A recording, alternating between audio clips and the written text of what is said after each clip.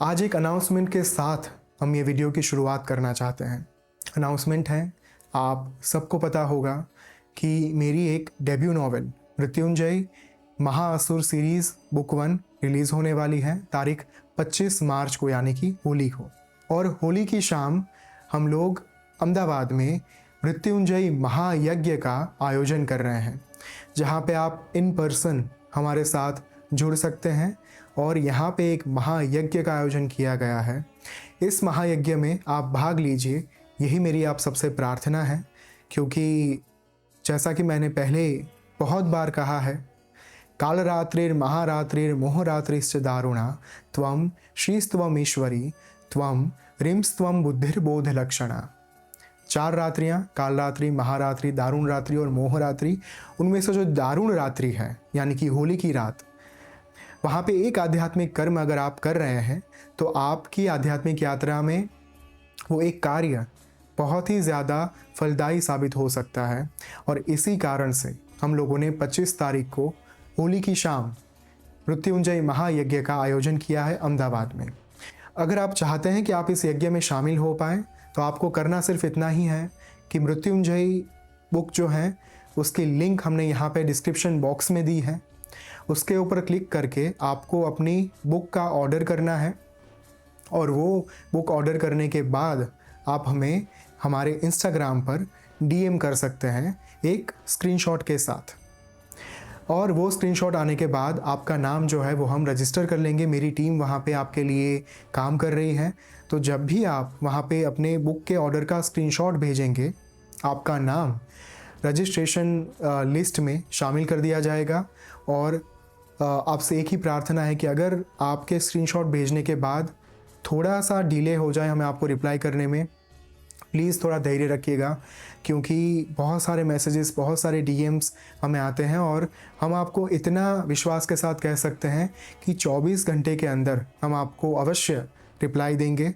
और मेरी आप सबसे ये विनती है कि थोड़ा धैर्य रख के आप वेट करिएगा, ताकि हम आप सबको एक के बाद एक उस लिस्ट में शामिल कर पाएँ। तो आइए मिलते हैं होली की रात 25 मार्च अहमदाबाद में। उसकी जो सारे वेन्यू की डिटेल्स हैं, जो सारे स्थल की विगत हैं, जो जानकारी हैं, वो बहुत ही जल्द हम फिर से एक बार एक वीडियो बनाकर आपको देंगे। अभी के लिए ये सिर्फ एक अनाउंसमेंट वीडियो था, जहाँ पे हम इतना ही कहना चाहते थे कि 25 मार्च को मृत्युंजय महायज्ञ का आयोजन किया गया है, जहाँ पे आप मुझसे मिल पाएंगे, बातें कर पाएंगे और हम सब साथ में मिलकर एक स्थान पर बैठकर एक महायज्ञ करेंगे। एक ऐसा महायज्ञ जो लोक कल्याण के लिए होगा, जो हम सब के भले के लिए होगा, जो दिव्य शक्तियों को आवाहन देने के लिए होगा। तो इसी के साथ हम अपने मूल वीडियो की शुरुआत करते हैं, जो है महाशिवरात्रि का Q&A वीडियो। नमस्ते, आप सभी को मेरा प्रणाम। कल से यानी कि 8 मार्च महाशिवरात्रि से शिव साधना ऐप पर शुरू होने वाली है, जहाँ पे आपको 11 दिनों तक भगवान की दशाक्षरी मंत्र साधना करनी है कैलाश पर जाकर। तो उसका एक जो वीडियो ट्यूटोरियल है वो हमने ऑलरेडी कुछ दिनों पहले हमारे चैनल पर अपलोड कर दिया था। और हमने वहाँ पे कहा था कि 8 मार्च से पहले आपके जो भी प्रश्न हैं इस साधना के रिलेटेड, वो प्रश्न आप यहाँ पे कमेंट सेक्शन में पूछ पाएंगे। और हमारा उद्देश्य रहेगा कि साधना शुरू होने से कुछ दिन पहले या फिर कुछ समय पहले हम आपको वो प्रश्न के उत्तर दे दें, ताकि आपकी साधना जो है वो निर्विघ्न संपन्न हो पाए। तो इसी उद्देश्य के साथ आज हम ये वीडियो बना रहे हैं, जहाँ पे आपके द्वारा पूछे गए कुछ प्रश्नों के हम उत्तर देंगे। और मेरा ये प्रयास रहेगा कि जो भी फ्रिक्वेंटली आस्क्ड क्वेश्चन है, जो बार बार पूछे गए हैं, उनको हम पहले उत्तर दें, क्योंकि जो क्वेश्चन बार बार पूछे जाते हैं, वो जो प्रश्न हैं वो बहुत सारे लोगों के दिमाग में रहते हैं। तो अगर वैसे एक प्रश्न का भी उत्तर दिया जा रहा है तो इसका मतलब ये है कि एक साथ बहुत सारे लोगों को अपने प्रश्नों के उत्तर मिल रहे हैं। तो इसी के साथ शुरू करते हैं हमारा ये Q&A का वीडियो। तो एक प्रश्न जो बार बार पूछा गया, वो प्रश्न ये था कि साधना ऐप पर जो मंत्र ओम स्वामी जी की आवाज़ में आपको बैकग्राउंड में सुनाई दे रहे हैं, क्या उन मंत्रों के साथ उच्चारण करना ज़रूरी है व्हाट इफ़ अगर हमें मंत्र जो है वो नहीं आते उच्चारण करना, या फिर हम मंत्रों का शुद्ध उच्चारण नहीं कर पा रहे हैं, तो क्या वो साधना फलीभूत नहीं हो सकती? तो मेरा यहाँ पे उत्तर ये है कि ऐसा बिल्कुल नहीं है। साधना ऐप आपको दी ही इसलिए गई है क्योंकि आपको अगर मंत्र का ज्ञान नहीं है, अगर आपको मंत्रों के उच्चारण का ज्ञान नहीं है, अगर आप शुद्ध संस्कृत का उच्चारण नहीं कर पा रहे हैं, तो भी आपको साधना का फल अवश्य प्राप्त हो सके। कंडीशन सिर्फ इतनी रहती है कि आप अपने मोबाइल को और अपने जो ईयरफोन है उसे लेकर बैठिए और मंत्र जो बोले जा रहे हैं उनके ऊपर पूर्ण एकाग्रता के साथ ध्यान दीजिए। माइंडफुलनेस के साथ, कंसंट्रेशन के साथ आप वहाँ पे उन मंत्रों को सुनने का प्रयास करिए, क्योंकि ये मानसिक साधना का एसेंस होता है। जब आप मानसिक साधना कर रहे हैं उस समय पर मंत्रों को ध्यान से सुनना, उन मंत्रों की जो ऊर्जा है उनको धारण करने का प्रयास करना, ये आपका उत्तरदायित्व बन जाता है। फिर चाहे आपको मंत्र का उच्चारण आता हो या ना आता हो, चाहे आप मंत्रों के साथ साथ जो वहाँ पे मुद्राएं की जा रही हैं वो मुद्राएं भी अगर नहीं कर रहे हैं, कोई बात नहीं है। ऐसा कोई रूल नहीं है कि आपको साथ साथ में मुद्राएं करनी है या फिर आपको साथ साथ में उच्चारण करना है। ये दोनों चीज़ आप अपने मन में धारण कर सकते हैं और मानसिक साधना जो है वो कर सकते हैं। तो इसी वजह से मैं बार बार श्री ललिता सहस्त्र नाम का एक श्लोक जो है उसका उच्चारण करता हूँ। अंतर्मुख समाराध्या बहिर्मुख सुदुर्लभा। जो बहिर्मुखी साधना होती है, जो एक्सट्रोवर्ट साधना होती है, जहाँ पे भौतिक द्रव्यों के साथ साधना की जाती है, उससे कई गुना ज़्यादा बेहतर, कई गुना ज़्यादा फलदायी जो साधना रहती है वो अंतर्मुखी साधना, यानी कि इनवर्ड होकर जो साधना की जाती है वो सबसे ज़्यादा फलीभूत होने की संभावना होती है। तो माइंडफुलनेस और कंसंट्रेशन, ये दो शब्द को आप अपने मन में बसा लीजिएगा। साथ में डिवोशन, फेथ और अगर सरेंडर यानी कि समर्पण भाव आपके अंतरात्मा में जुड़ गया तो इस साधना को फलीभूत होने से कोई नहीं रोक सकता। दूसरा प्रश्न है कि मंत्र के उच्चारण के वक्त क्या हमें आंखें बंद रखनी है या फिर आंखें खोल के रखनी है? यहाँ पे भी आपके कंफर्ट के ऊपर आधार रहेगा।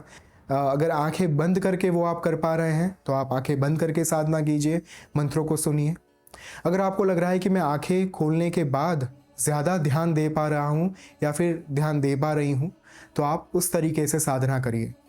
कोई रूल नहीं है कि आंखें बंद रखनी या फिर सिर्फ आंखें खुली रखनी है। आप अपने हिसाब से, अपने कन्वीनियंस के हिसाब से आप तय करिए कि आपको क्या करना है। और ये जो मंत्र बोले जा रहे हैं बैकग्राउंड में साधना ऐप पर, ये नहीं है कि आप मंत्र पूर्ण होने के बाद उससे बोलना है या फिर मंत्र शुरू होने से पहले उस मंत्र को बोलना है।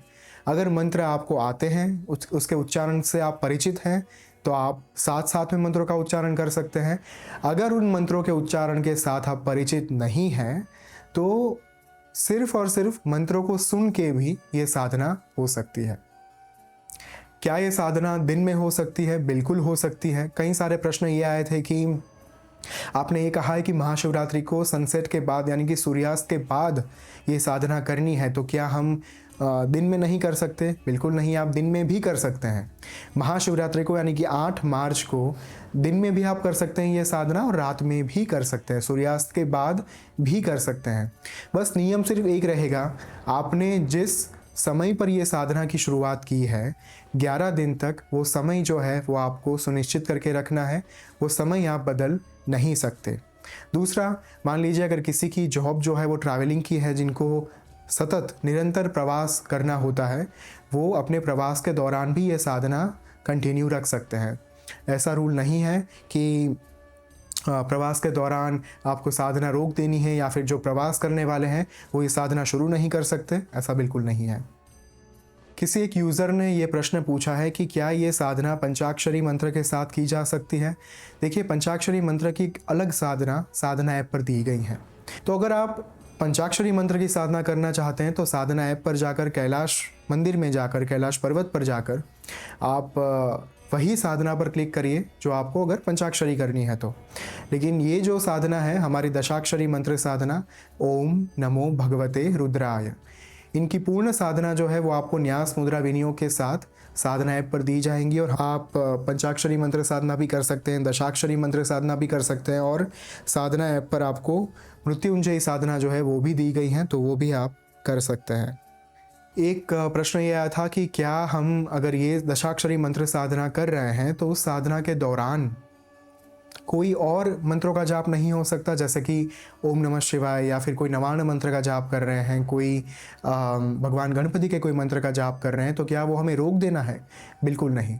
आप अपनी नित्य पूजा जो है वो साथ साथ में कंटिन्यू कर सकते हैं, साधना उसमें एड ऑन होगी। तो ये नहीं है कि जब आप साधना कर रहे हैं तब आपको नित्य पूजा या फिर जो मंत्रों का उच्चारण है आप अपने नित्य जीवन में करते हैं वो आपको रोक देना है। नहीं, वो आपको कंटिन्यू ही रखना है।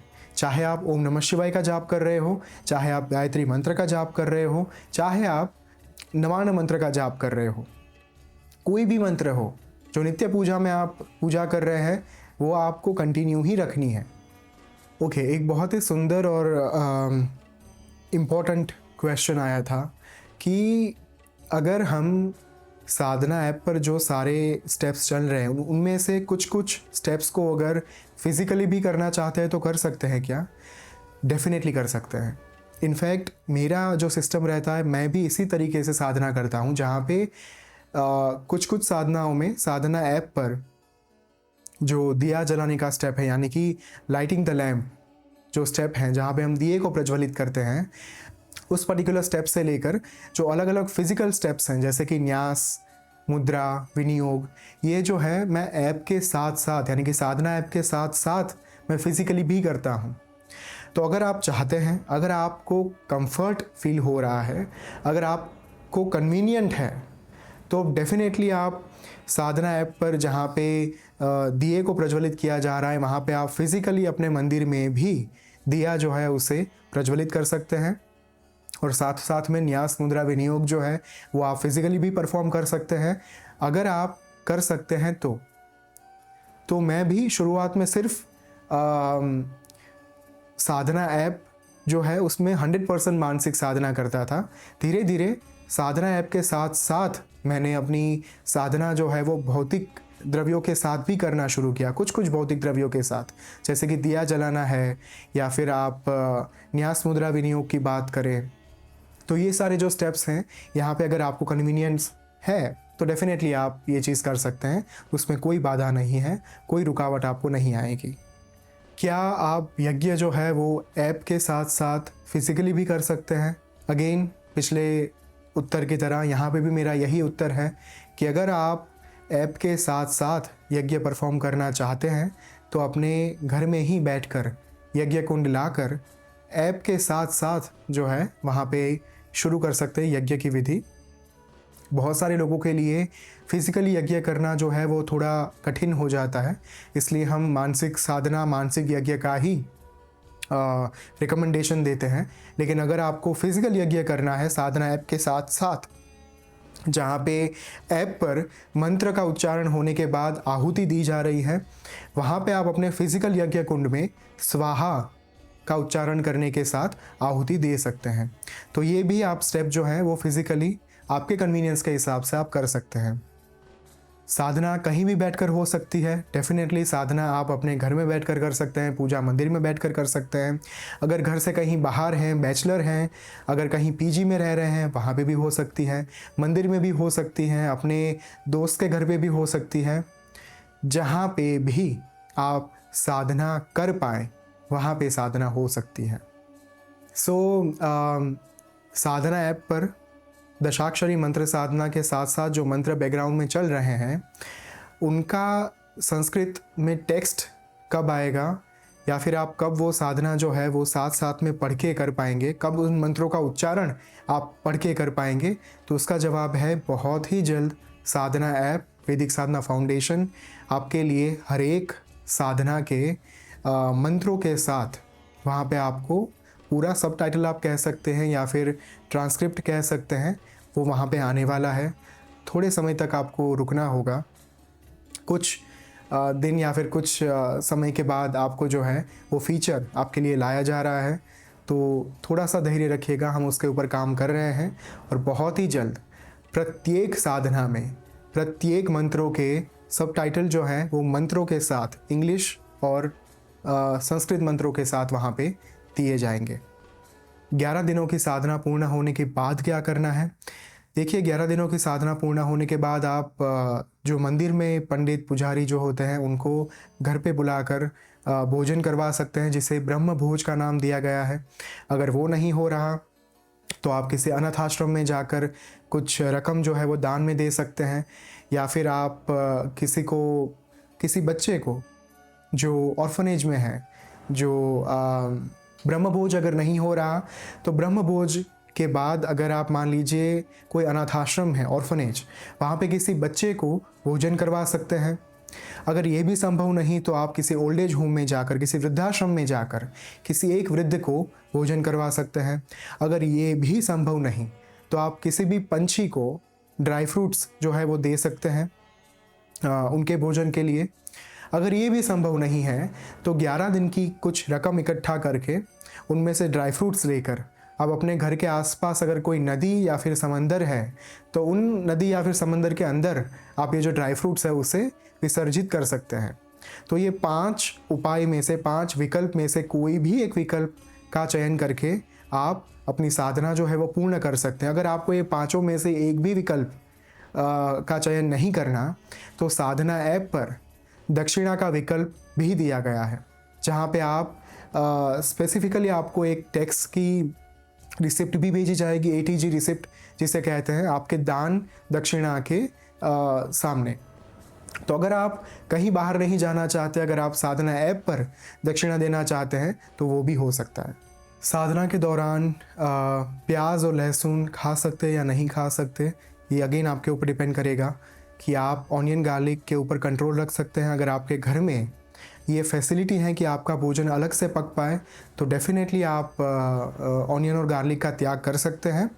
बट आपके घर में अगर ये फैसिलिटी नहीं हो पा रही तो आपको मन में कोई दुविधा, कोई संशय, कोई चिंता नहीं रखनी है। आप ऑनियन गार्लिक का सेवन करके भी ये साधना जो है वो कर सकते हैं। लेकिन अगेन मैंने जो पिछले वीडियो में कहा था, आपको एग्स यानी कि अंडे नहीं खाने हैं, सिगरेट नहीं पीनी है, मांस और मदिरा का त्याग करना है, आपको ब्रह्मचर्य का पालन करना है, सेलिबसी का। दीज आर द रूल्स, और एक समय का पालन करना है। अगर रात को आपने साधना शुरू की तो 11 दिन तक रात को ही करनी है। अगर सुबह साधना शुरू की तो 11 दिनों तक आपको सुबह ही साधना करनी है। और इसमें 2 टाइम तक साधना नहीं की जाती, इसमें एक साथ जो है दशाक्षरी मंत्र साधना में आप शुरुआत में दीप प्रागट्य से लेकर, आचमन पवित्रीकरण से लेकर मंत्र अनुष्ठान तक, मंत्र जप तक का स्टेप आपको वहाँ पे दिया गया है। फिर आपको एक ऑप्शन दिया जाएगा कि क्या आप यज्ञ शुरू करना चाहते हैं, यस या फिर नो। तो उसमें आपको जी हाँ यानी कि यस पे क्लिक करना है और यज्ञ जो है वो उसी समय पे कर लेना है। तो आप एक ही समय पे बैठकर अपनी साधना जो है वो पूर्ण कर पाएंगे। दशाक्षरी मंत्र साधना के लिए आपको सुबह और शाम ऐसे 2 टाइम पर साधना करने की आवश्यकता नहीं है। आप 1 घंटे के अंदर ये साधना अपनी आराम से पूर्ण कर पाएंगे। एक प्रश्न ये आया था कि क्या ये साधना करने से पहले अन्य किसी साधना का होना ज़रूरी है? तो इसका उत्तर ये है कि नहीं। शिव दशाक्षरी मंत्र साधना होने के बाद भी आप गणपति साधना कर सकते हैं, गायत्री साधना कर सकते हैं। और अगर मान लीजिए गणपति और गायत्री की साधना आपने दशाक्षरी मंत्र की साधना से पहले नहीं की तो कोई आपत्ति नहीं है। आप सबसे पहले भी यानी कि आपकी सर्वप्रथम साधना भी शिव दशाक्षरी मंत्र साधना हो सकती है। तो आप निश्चिंत होकर मन में से सारी दुविधाओं को निकाल कर ये साधना महाशिवरात्रि की रात से यानी कि कल से 8 मार्च से शुरू करिए और भगवान महादेव की असीम कृपा और आशीर्वाद का अनुभव करिए। तो मेरी आपसे विनती है, अगर आपने साधना ऐप अभी भी डाउनलोड नहीं की है तो उसे डाउनलोड कर लीजिएगा। शिव साधना का ट्यूटोरियल हमने इसी चैनल पर यानी कि वेदोलॉजी पर दिया हुआ है, जो आपको मिल जाएगा। तो ये था हमारा Q&A वीडियो। बहुत जल्द फिर से मिलेंगे। और अगर आपने अभी तक मृत्युंजय महासुर सीरीज़ बुक 1 का ऑर्डर नहीं किया है तो आज ही ऑर्डर करें और हमारे साथ जुड़िए। मृत्युंजय महायज्ञ में इन पर्सन हमारे साथ फिजिकली जुड़िए। 25 मार्च अहमदाबाद आइए और हम साथ में मिलकर एक यज्ञ करेंगे। उसकी डिटेल्स आने वाले दिनों में हम बाहर लाएंगे। इसी के साथ आज का ये वीडियो पूर्ण हो रहा है। धन्यवाद। ओम श्री मात्रे नमः।